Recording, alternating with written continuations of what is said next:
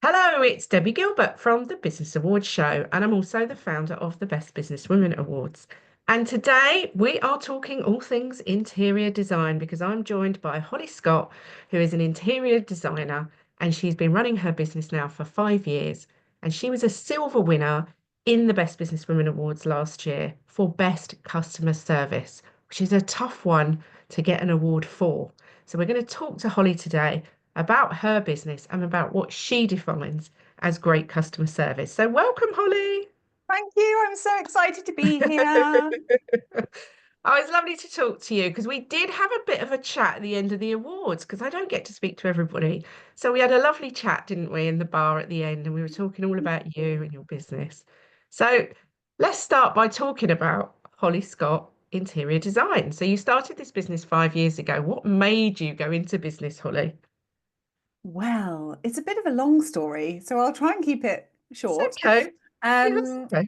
so if I just rewind a little bit, I've always been creative. I have never been one to sit, well, I do sit at my computer and design, but I've always been creative.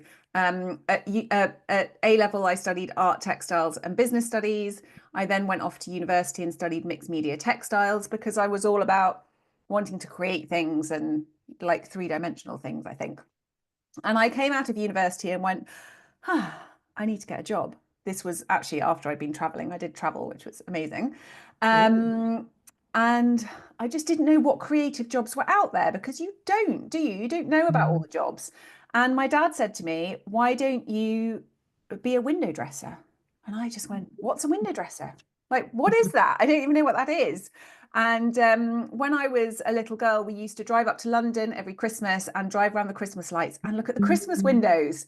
God, And, so did I. Yeah. yeah, Harrods, Harvey Nicks, Selfridges, they're all Yeah. my favorites, not gonna lie. And he said, it's doing that. And I was like, oh my God, that sounds amazing. Right, I want to work at Selfridges. So I think I picked up the phone and called and said, I'd like to come and work in the window team, literally. And I think they told me who to contact and told me to email them. And they actually offered me work experience. So that is kind of where my creative journey started. And so I worked in the window team and then I worked in the interiors team. And I said, well, what do they do? And they said, all the displays around the stores because you're learning, aren't you? And that was brilliant. And then I did some freelancing work for them. Then I moved on to Harvey Nichols and then Harrods, where I did the window dressing, but also at Harrods, they sell the windows to different brands. It's marketing, right? Yeah, as you Mhm. drive through Knightsbridge. And I was basically like the liaison, I suppose, between the creative department and what our vision was for the window theme and Mhm. the brand and marketing to make sure that what they wanted in their window and Mhm. what we wanted worked together. So that's Mhm. when I really started to design spaces. But I was also a dresser, so I also went in and dressed the windows and learned all about composition and all of that. Um, and then went off to Ralph Lauren, where I did their interior displays. And everything, not everyone realizes that, but every kind of room you go through in a Ralph Lauren store changes every time a new collection of clothing comes in. And it's everything from the rug or the flooring to the artwork on the walls to the props we used Mhm. to styling the mannequins. And obviously the vibe was different depending on the different store. So Bond Street was all mahogany and, you know, very Classic. luxury Yeah. classic, whereas the Yeah. Brompton Cross store was more shabby chic and quite Mhm. fun. So, you know, doing Yeah. that and also working in their home department. And we moved out of London when I was heavily pregnant with our first daughter, who's now 13. Wow. And I knew I didn't want to carry on working those hours because at Christmas you'd be working through the night to hang Christmas garland. Those hours aren't practical. And I wanted to be a mum that was around. So my Mhm. massive why is to be a mum that's there to support my girls, do the dance run, which if you follow me, I do a lot. Oh, you Um, a dance mum. I'm a dance mum, so I'm taking So them to was I. dancing 4 nights a week. Competitions. We've got a competition on Sunday. Yep. Hair and makeup and all of that. Not me, the daughters. No, I know. Um, and I always wanted to work for myself. My dad, Mm. I grew up in a wedding venue. My dad has a wedding venue, and he has always, thankfully, taught me and my brother that you need to do what you love Mm. because you're spending most of your life doing that. And He's so right. you need to do something you love, which is so true. And we moved out of London and I stopped working after having Amelia. And I just thought, what am I going to do? Mm. And actually, kind of stuff happened. I ended up selling Stella and Dot Jewellery because it was network Oh, I marketing. love Stella Yeah. and Dot Well, it Jewellery. was my fashion Yeah. fix and it was my people fix, and Yeah. I could work it around breastfeeding baby. So, Yeah. so I did that. I joined for the free jewelry and kind of accidentally built it Yeah. into a business, built a team over a few years. They pulled their business from Europe. Yeah. That's right. And I just went, oh, What am I going to do? what am I going Mm. to do? And all the time I had been doing some event styling, a bit of interior styling, but I hadn't really put myself out there doing it.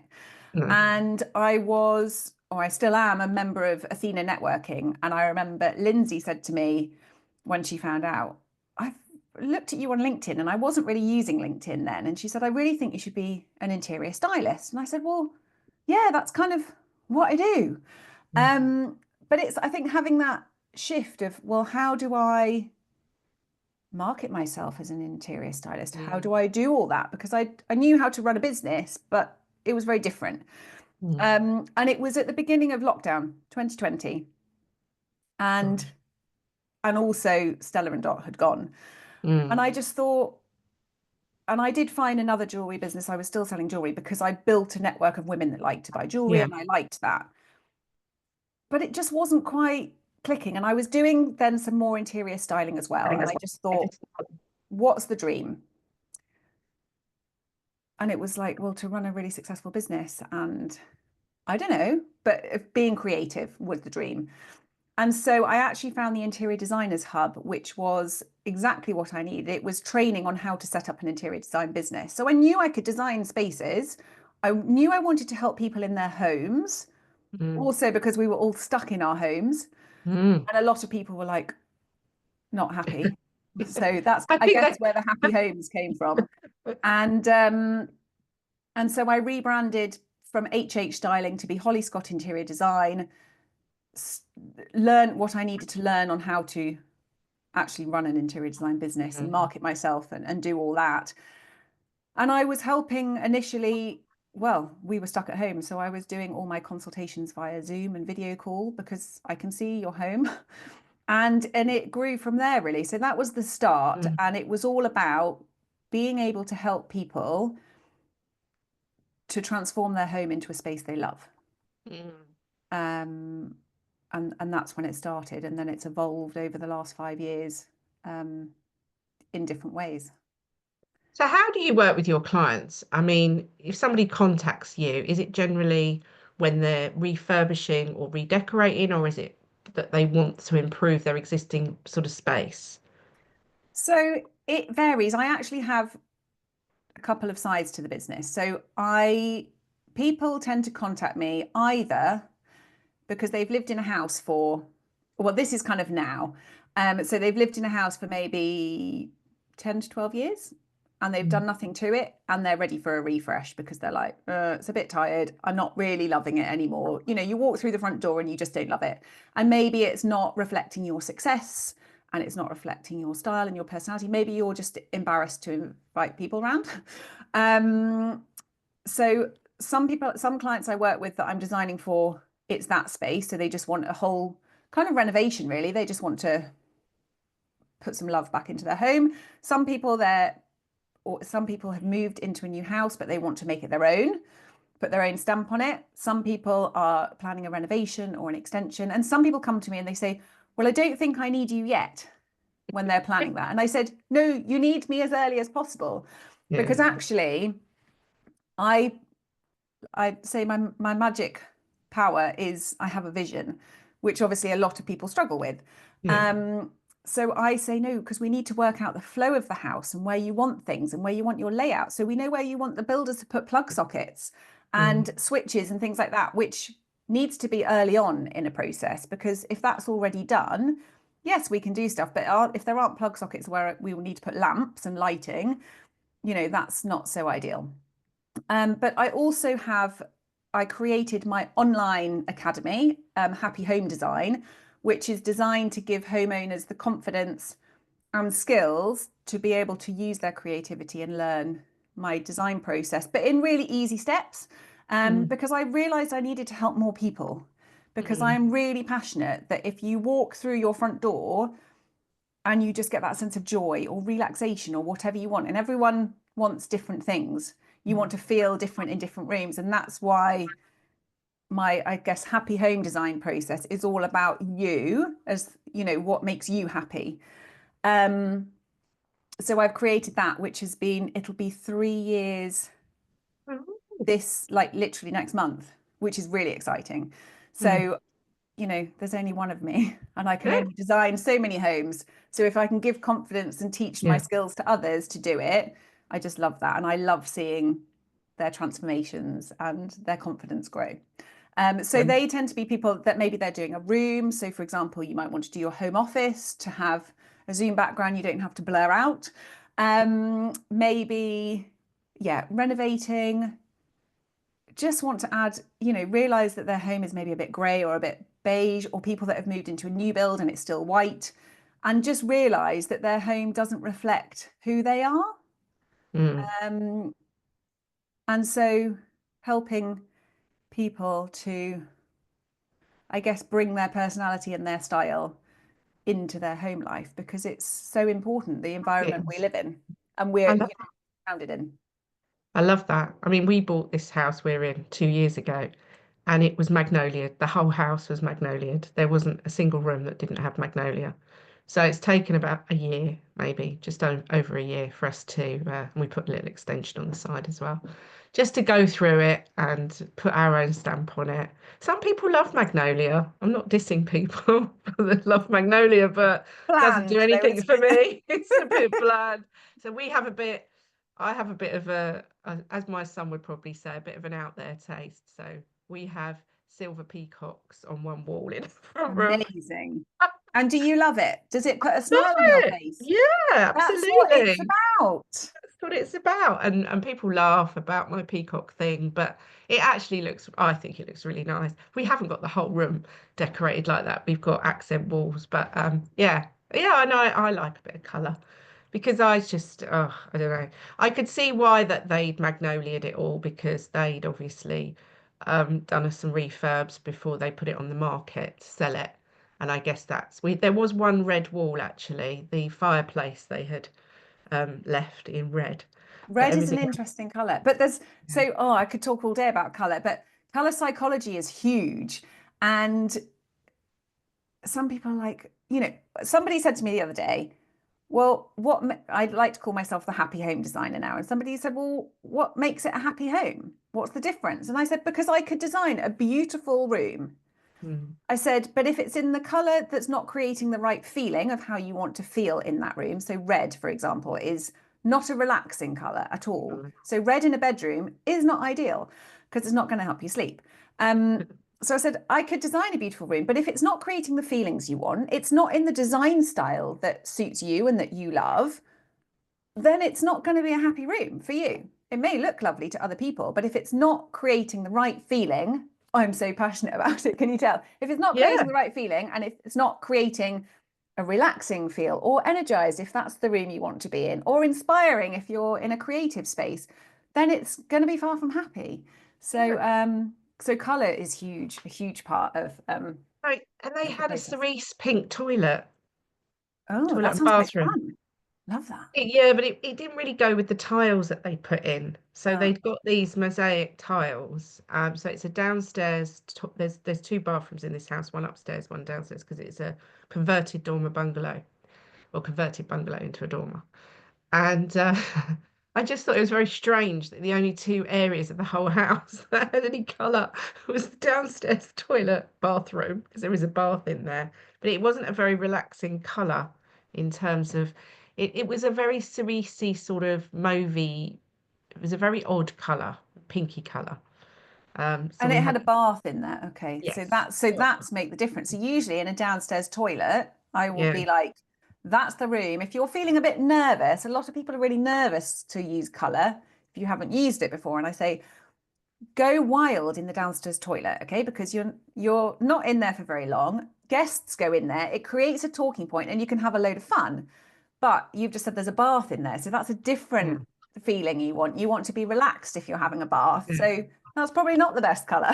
No, because I was in a restaurant recently and they had literally taken your advice and their toilet had this Madagascan style wallpaper, very loud walls, like different colours, but like really poppy colours that they pulled out of this Madagascan style wallpaper. And in even the taps were birds. So as the taps came Oh, out, amazing. they were bird heads and it had a gorgeous basin. I loved the basin actually. And then a really mosaic flooring, which was just so colourful. It just felt like you just walked into this like Amazonian But forest you've with all remembered these it colours. Yeah, and it's created a talking yeah, point. So yeah. in a restaurant or something like that, that's brilliant. And actually, that's something I always said when I was at university and I was doing my final pieces. I think it was my dad that gave me advice. He said, you want to always create a talking point. Yeah, that's And right. actually, I suppose if you think back to my window dressing, Mm. the whole point of window dressing is that you want people to stop in the street and look, And and you want look, them to come into the store. So I guess that's in a way, I'm not saying that I'm going to do that in your home, depending, but it's quite nice sometimes to pull out a talking point. So, like yeah. you've just said that.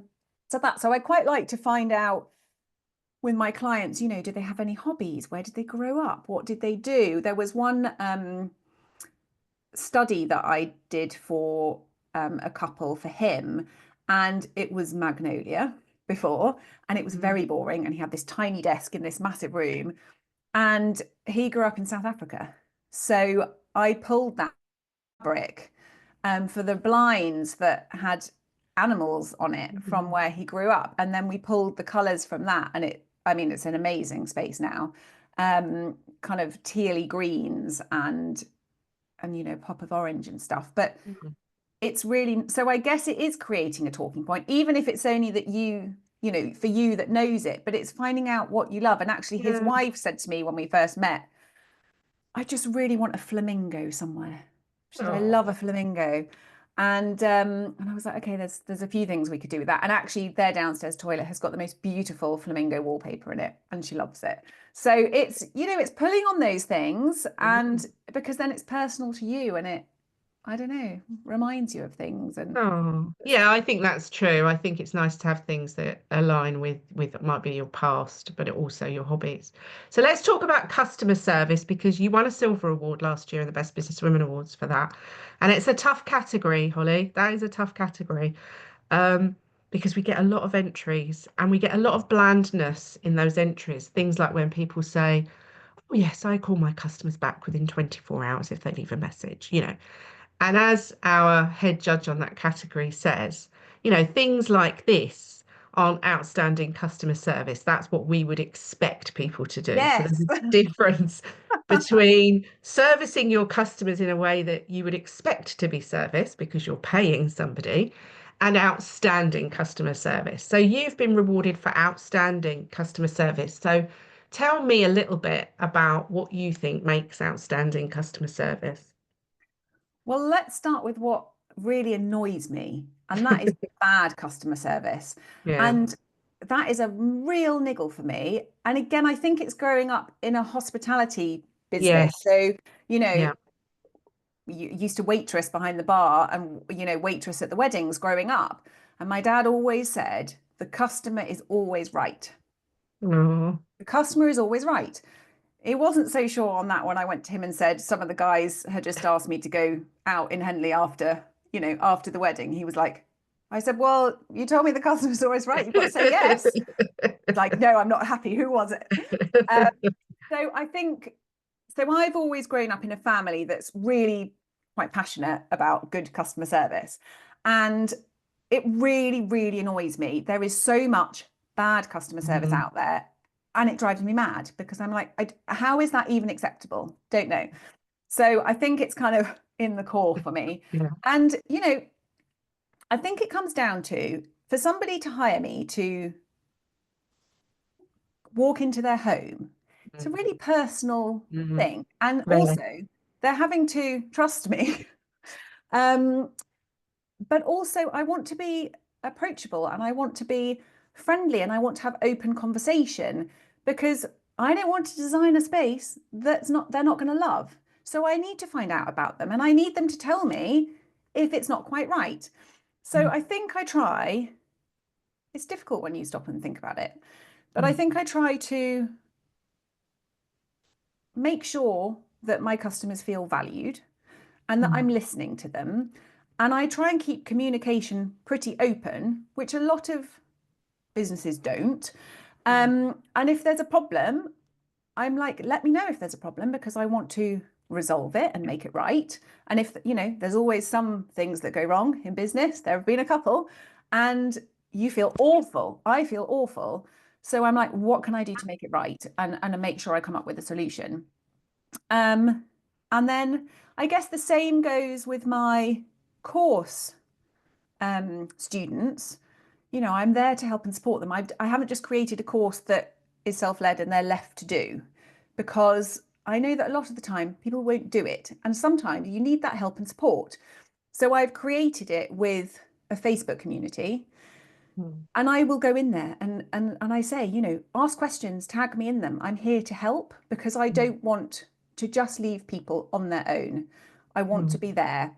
And hopefully that comes across. And I just try and put detail into things. I obviously I work in a visual thing, so I try and make things look nice and send them over. And I'm there if if someone sends me a message, I will respond.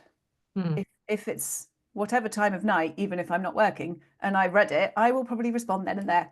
So maybe I break boundaries slightly, but actually, I think it's just about being there and approachable, and we're all human, but do the best you can and make sure your client is happy. And if they're not, Yes. what can you do to make them happy? Obviously, I'm about happy homes make happy people, but the whole process needs to be a happy and enjoyable one. Yeah, I think that answers the question. It does. And I think what I'm hearing from you is good customer service was ingrained in you from such a young age, because I know to keep a wedding venue going for a long period of time, you must be delivering great customer service. And you've obviously witnessed that from your parents as you've grown up and been part of that business. And I think some people just bad customer service, I think, stems from a lack of interest and a lack of really understanding what good customer service is. And I think you've encapsulated that in what you've said. And it's clearly important to you because you wouldn't have entered that category in the awards. What did you feel getting the award has done for your business? It's always nice to have recognition because as a Mm, business owner, we don't often stop and reflect on our success and what we've done. And it's only actually recently when I had a conversation with a new coach that I'm working with. And she said, some people said, oh, I didn't know you worked at Harrods and you worked at Ralph Lauren. That's really cool. You should talk mm, about it more. And mm, I don't know, I think we just get stuck in our own heads sometimes yeah. and we just think everyone knows about us. Mm, And I feel like this isn't quite answering your question, but I will get there. yeah. So I think it's about stopping to recognize Yeah. and actually putting yourself out there Mm, to apply, actually, being brave. And I'd say what it's done for me is it made me stop and think that my customer yeah. service is really good. Yeah. And that actually that is one of my core values because maybe I Mm, didn't stop to think that before. mm, But also it's allowed me to have stories to share. yeah. So not only in my own content and also to share with my clients to kind of let them know that my customer service is recognized and really good, but also local press. So I was in the local newspaper, I was in Oh, the local fantastic. magazine. Yeah. I feel like a couple of magazines. I can't even remember. It feels like a whirlwind. So I guess for me, it's been about stopping to reflect and realizing that that's one of my values and that it's one of my benefits, shall we say, I guess, which is really nice to stop and do sometimes because, as I said, I don't think we do it enough, but also to be able to share my story with people and also hopefully inspire Yeah, others to have good customer service because it would be a nicer world if there's better customer service all around us. it would. It definitely would. I mean, it is sometimes like you sort of spoke about earlier, quite shocking the way companies treat people. And this whole thing where everyone's got to go down online chatbots now, or, you can't speak to a real human being, you have to email. I think businesses that are doing that are just losing their whole essence because actually, I would rather work with a business and a real person Yeah, than a I ever human would who dealing with a actually chatbot. can listen and understand what you're talking Yeah, about. exactly. So 5 years down the line, you got this business off the ground during the pandemic, which was a really difficult time. We know that for everybody. So we're 5 years down the line now. What about sharing some tips through that journey, general business tips? Because some of our listeners are on that initial journey. Some are maybe a further down the line, but are still struggling to find their feet. So, what would you say has really helped you in the last 5 years power your business forwards? Oh, there's so many things. I think don't give up Yeah. is a huge thing. Keep going and just keep learning as well. Mm. Networking is Yes. huge Yes. because it's not about selling to the room. And that's what No. often people come into networking think. It's actually about creating a network and you may not need somebody's services then and there as Mm. in but actually if you know that you've got them in the bank when the time is right and you need support or you need a VA or you need help with a tax return or something for business side of things, it's Mm. great to do. Also to make business friends because Mm. if you work for yourself like I do, it's nice to be able to have other people that are going through similar things but you can bounce ideas from, so have, I guess, business buddies. um and also keep working all the time on what are your values, Mm. what do you want to offer, what do you want to be known as. And this is something probably I've only, well, no, it's probably been about 3 years because, as I said, my happy home design course I created with the help of somebody I met through networking Mm. um 3 years ago. And sometimes it's also about getting out of your comfort zone and being brave. I was really nervous to work with her and to spend the money and to spend the time, but I knew that no time was going to be the right time. And I knew Mm. that I wanted to create something to be able to help more people. So I think it's about not being afraid to maybe take a leap of faith sometimes. Mm. And if your gut is telling you, I need to do something and it's slightly different, just listen to your gut. Um, because creating that happy home design course, and it's evolved and changed over time, don't be afraid to change things, Mm. has made me realize that I want to be known as the happy home designer. That was not clear before. Um, it's made me grow as a person because I've learned so many more skills about running, an online course. I've then been running free workshops, like online workshops. Don't be afraid to get help, as in, get business support. And it's difficult right at the beginning because you may not have the budget, but maybe just plan that in or just think about it. So maybe have a business coach or if you've got something, if you want to write a book, find somebody that's going to help you write a book. For me, Mm. I wanted to create an online course. I wasn't sure what it was going to be. I wasn't sure how I was going to do it. And then that's evolved. So now I'm running the free workshops. I've just launched last month, Happy Home Design Live, which is Mm. actually like a hybrid. So it's getting my help and design expertise, but also learning to do it yourself. So that's um, over 6 months, but actually because I'm just launching it, I'm running it through till you'll get my help till the end of the year. So I'm really excited about that because that's just Mm. offering something different and an amazing package. I'm also running my first in-person Happy Home Design Live in March, which is Wow. very exciting, which is actually Where's going to be that going to be?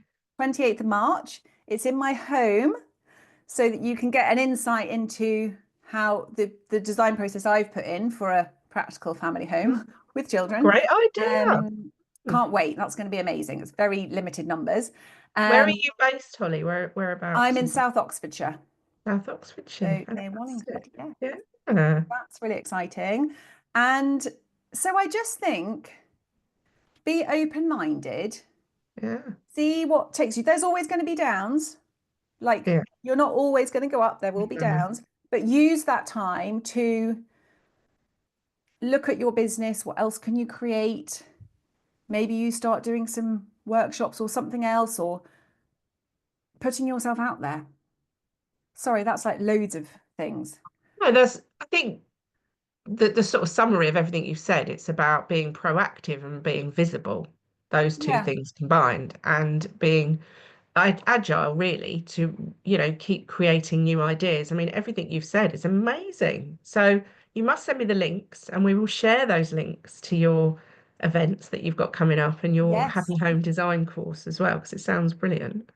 So thank you for joining me today. I think we're going to be seeing you a lot more, winning more awards, because I think, you're clearly somebody who's very driven and very passionate about customer service, which I love. So thank you for coming on the show.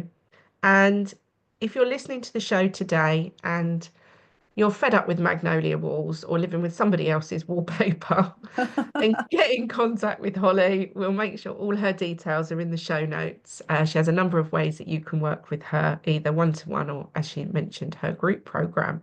Or you can even go and peek behind Holly's curtains in her house in Oxfordshire. Better tidy up. Oh, it's a great idea. Um, and we wish you continued success, Holly, with your business. Oh, thank you so much, Debbie. I really enjoyed coming to chat to you, and Thank you. I'm excited to hopefully see you at the awards again Yeah, later. fingers crossed. Thank you, Holly. Thank you so much.